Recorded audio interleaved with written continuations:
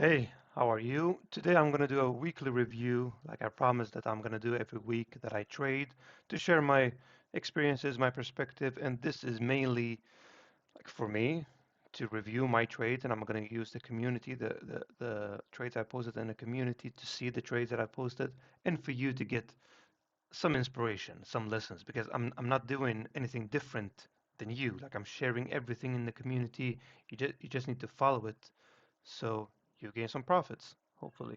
So the agenda or the topics for this video is I'm gonna talk about the shiny object syndrome because I'm seeing it I'm seeing this happen all over. So I'm sharing it with you, and the more you are aware of it, the more it can help you. Trades I've taken this week, what I'm ashamed of the trades I've taken this week, and what I'm proud of. So I'm going to use, it's not very clear, unfortunately. I'm going to remind myself to take screenshots of the trades I've taken um, of my trading days, what I trade, so I can share them in the weekly review. And in closing, what you can take with you with this video. So then again, my goal for this video is to inspire you and teach you and give you the ability to have the power to create money for yourself. So the first part is the shiny object syndrome. You know, when you have a strategy, stop watching other people's strategies. This is like I'm not watching any other strategy video. Why? Because I know what works for me. I know what I've tested, back tested, forward tested, what's suitable for me, what's suitable for my personality and my style of trading. So watching other people's strategies and watching people making a lot of money in 3 minutes, right? That's the shiny object syndrome because this is the you have time and you have progress. You start up, let's say you choose my strategy, the strategy I'm using. You start it off right here. You test it, it works for you, it works for you. You create some success and you see a plateau. And this is the time when you're stuck in the plateau, you find another strategy that somebody else is doing, that it's working for them, and you're trying that strategy and you're thinking, you know what, this is working for me as well. Let me continue doing it, right? And oh no, look what happens. You find a new idea. When you find a new idea, you drop back, pop, and like you get a sense of progress, but that's not really progress. You're starting from the beginning again because every time you start something new, you your progress goes to zero. And you see some progress a bit, you see some progress a bit, you create some success a bit, and then this should be a plateau right here. And oh no, you find some other strategy, some other idea, and then you drop back down and your progress is at zero. And this is happening over and over and over again. But if you just stick to one, just stick to one, every strategy works. Stick to one that suits your satisfaction level and makes you almost want to go to the market because you know what you're looking for. These plateaus are so important that you don't change them. It should be plateau, rise, plateau, rise, plateau, rise. Maybe a drawdown because every strategy has a drawdown period. I don't want to get too much into this, but as soon as your brain is telling you, wow, I should jump on this thing, that's a signal that you shouldn't. You should just stay at your own thing that you're doing right now. Don't change it. So, trades I've taken this week. This week I've taken 4 trades. And these 4 trades, I've taken 2 wins, 1 loss, and one of them was a break even. The break even could have been a win, but it was 1 pip away from the 50% mark, which I'm gonna explain. And unfortunately, I closed the position at break even, and it went to my take profits. This is an unfortunate week because the loss right here could have given me a 1 to 7, and the break even right here could have given me a 50% mark and then a 1 to 3. But it didn't happen, unfortunately. Um, the results are still high. Why? Because in one of the winning trades that I went heavy on the risk. And because I went heavy on the risk, it didn't give me, I mentioned it gave me a 1 to 3, it gave me a 1 to 2.7 or something like that. And then I took a 1 to 1, which gave me uh,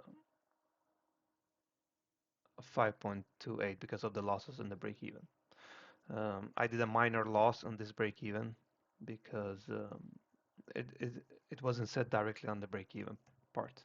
So I'm going to go through the trades I've taken through the Skool community because I take the trades, I upload them to the community, and people can see the progress and can see what I'm doing almost live, but it's not live really. Like I'm taking the trade, I'm screenshotting it, and I'm putting it inside the community. So the first trade I took this Monday was on the 23rd of February. Let me explain what happened. The trend was bullish, right? We have a clear bullish trend. I have marked out the 15-minute liquidity. It swept liquidity, and I was waiting for it to do a break of structure. It broke structure right here. And what did it do? It reacted on the first fair value gap. How did I see that it reacted on the first fair value gap? It gave me a positive bullish candle. And on this bullish candle, this is what I entered. I entered for a long. Now, did it continue up directly? No, it continued down and respected this fair value gap also. And this is where I re-entered. This is where I re-entered again and I added to the position again, right? So I entered and this is what happened. I entered and this is what happened. Let me show you down here. This is what happened. It came down, it respected the fair value gap. It usually sits in the stop loss area for in my the data I have around 20 minutes, and then it took out my stop loss. It took the banks and institutions took out my stop loss, and it continued all the way up to the liquidity on the top. This is could have given me a 1 to 6.7, right? That's an unfortunate day. These times happen. That's unfortunate. We I did a reflection about this. Um, inside the community, but I'm going to reflect on it now. My mindset now, because I'm detached from it now, right? I'm not inside the trade. The emotions is not high. What did I do right and what did I do wrong? The thing that I'm focused on, what can I do, but that's inside of my ability. Did I execute as I said I was going to execute? And that is a yes. So this is a win. This is a green day for me. Why? Because the execution is the goal, not the result. The execution is the goal. The result is not the goal. So during this time, because I entered on two positions right here, I didn't allow myself to enter on the DAX trade. This is on the NQ, this is on the DAX trade. And I also wrote it to the community, possible trade on entry on DAX, and this is what happened. The DAX continues up, it continues and takes out the profits, but uh, but the NQ took me out. That's unfortunate day. This is what the banks and institutions want to do. They want to take out some liquidity and then continue on the reversal side. These is some this this is why we trade with probability. These times can happen, and not to let them affect your identity. Oh, I'm not a good trader anymore because it took me out. No. So jump into Tuesday. Tuesday, this is the one trade I took. So this was the setup for the DAX, right? What did it do? It marked out the overnight range. It closed a 50-minute candle to the downside outside the range. Because the the 50-minute candle was way too big. I was waiting for it to do a 15-minute um, touch mark, reach the 50-minute mark of the 15-minute candle. I waited for it to reach the 15-minute 50% mark. I entered directly off of it and I went heavy on this risk. I went heavy on this risk and I put my stop loss on this area right here. So during the time I was inside this trade, my mentor, who I closed down his notices, told me that this is a bullish trend. But I didn't believe him. Why? Because I went back and checked the fundamentals of what is happening on this day. And then it took out my take profit right here. I closed the entire position and it gave me a good win. So I wrote here that it gave me a 6%. It wasn't exactly 6%, but this is just to make it easier for you to get the risk management process. So I'm proud of this trade. I'm proud that I went heavy on the risk. The worst thing, I don't know which is worse, that you know that you have a perfect setup and you're not entering with correct risk and you're kind of regretting not adding more into the trade because it was so clear and looking good. So that was the trade. So the thing I'm proud of here was that I entered with correct risk and that I didn't listen to my mentor telling me that it's going the opposite direction. I trusted my own ability to trade because I've been doing this for so long. Now that's Tuesday. Wednesday, no trade today. Choppy market. So on the higher time frame, this is what it looks like. If we're not seeing a breakout structure to the upside or a breakout structure to the downside in the Asia session overnight range, I'm not taking a trade because this is a conflict and bias. We're neutral. We're not bullish. We're not bearish. So I step away these days and I go spend time with the family or do other things. I don't need to be sitting next to a chart because it's not giving me anything. I'm not forcing it. That's Wednesday. And what is this? Wednesday. This is on the New York session. So on the New York session, this is what happened. Same thing as Monday. Bullish trend, right? I waited for it to sweep liquidity. It swept liquidity. It broke structure to the upside, and I was waiting for it to do a fair value gap, and there wasn't any fair value gaps right here, and it broke structure again to the upside. It created a fair value gap, and this is what I entered because it gave me a positive candle to the upside. I took this trade, and this is the 50% mark of the fair value gap. And I think I zoomed in on this picture. And this is the this is the trade. It was one pip away from taking profits, unfortunately. And what did it do? It it reversed down because this is what I do. I take my first take profit and I move my stop loss to break even. And because it was on this it was clear that it was going down. So I closed the entire position manually right here. So I took some profit. It was a small profit. I don't know how much it was.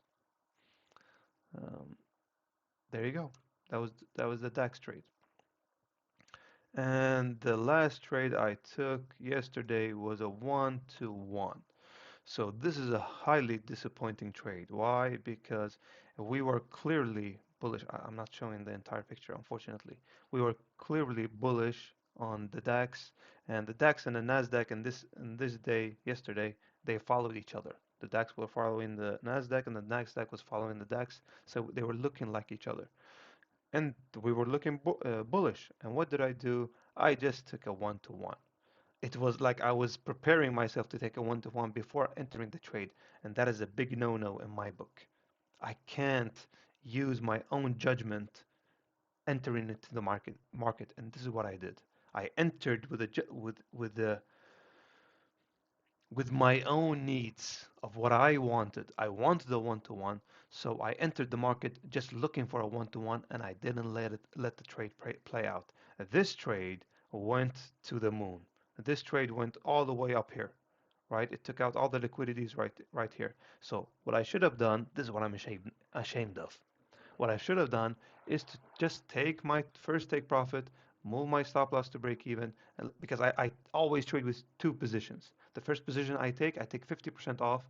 The other position I take 50% off. So it's 50-50.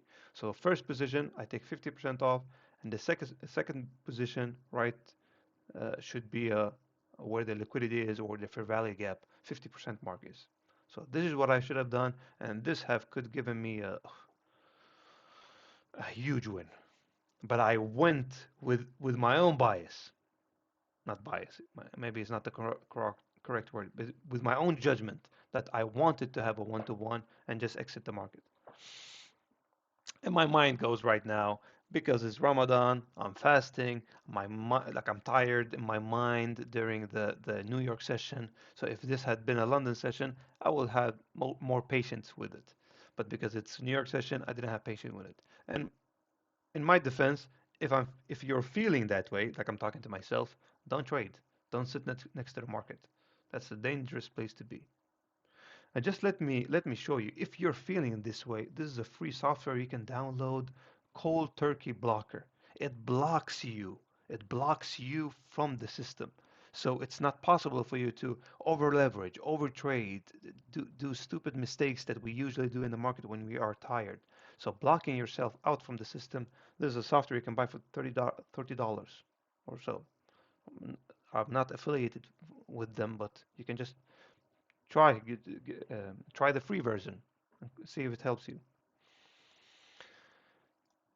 That's about it. That's about these trades that I've taken. And today's Friday. I don't trade on Fridays. And that's my short explanation of how this week went. Um, um, I'm really encourage all of you to join the school community. I'm sharing PDF files that, as you see, of structured how to take the trade. I'm sharing Excel files also in the community on how you can use an Excel file to map out your wins and losses, map out so you see your win rate, your percentages. These are created for you to become a better trader, to see your progress objectively. Feel free to join the school community. I love to see you there, and have a great weekend, everybody.